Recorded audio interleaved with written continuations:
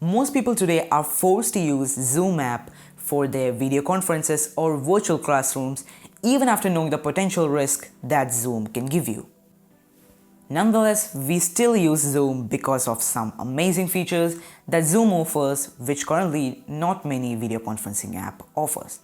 And with all these risks at one side, Zoom is yet very easy to use and intuitive, which is another reason why people consider Zoom with the risk involved. It is very simple for both the host to conduct a meeting and to the other members who is joining the meeting. Now that all that is aside, let's jump into the video. What is up folks, it's me Shahil. If you still haven't subscribed to this channel, make sure you do subscribe and press the bell icon so that you don't miss any of my future updates. Let's get into the video. Hey, if you still don't get it, let me tell you that using your real name in a Zoom meeting is very important. If you use names like superhero, if you use fancy usernames as your Zoom ID, the thing is that it is a burden for the host to let you into the meeting and to the other members to recognize who you are. So in short, using your real name as your Zoom name is very important. So use your proper name whenever possible, or best, always. Now let's take a look at the tips. Tip number 1 is using unique credentials. Okay, so if you don't get it, there are two meeting IDs for your Zoom video conferences. There is your private meeting ID and a randomly generated meeting ID which changes from meeting to meeting. So what happens is that if you're using your personal Zoom meeting ID, not only will the others get to know your personal ID, but it's also a potential security risk for any hackers who is trying to get into your Zoom meeting. So it is very important to use randomly generated credentials for your Zoom meetings. It drastically changes the potential security risks involved in a Zoom meeting. Tip number 2 is to enable the waiting room. If you don't know what is a waiting room, it is the same phenomenon as going to consult a doctor. If you're going to consult a doctor, you will sit somewhere for a long time.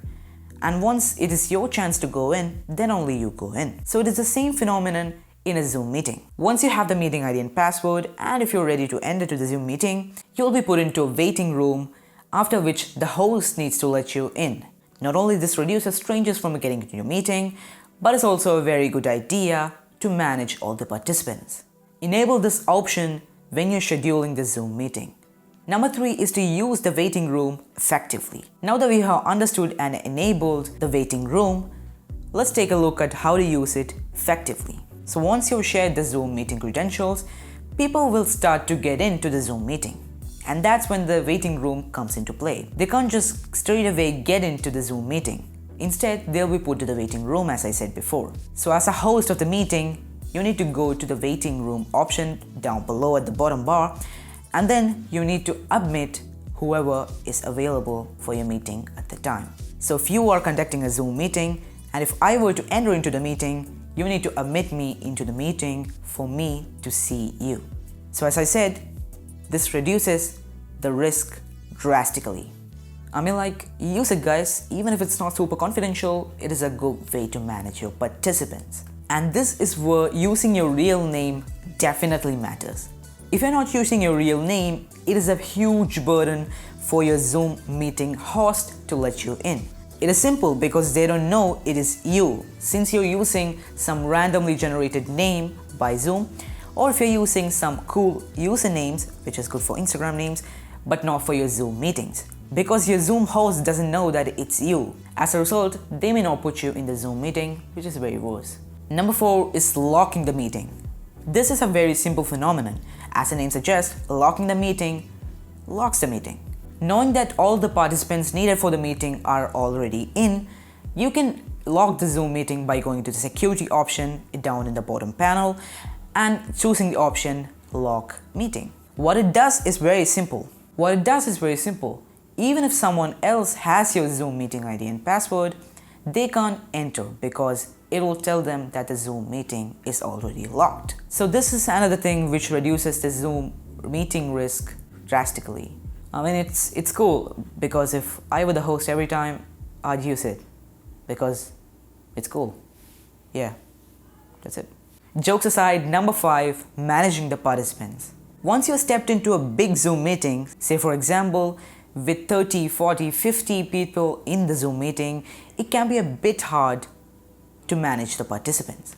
Well, not anymore, but with the participants option which the host can access in the bottom panel as we speak before, you can remove or temporarily move people.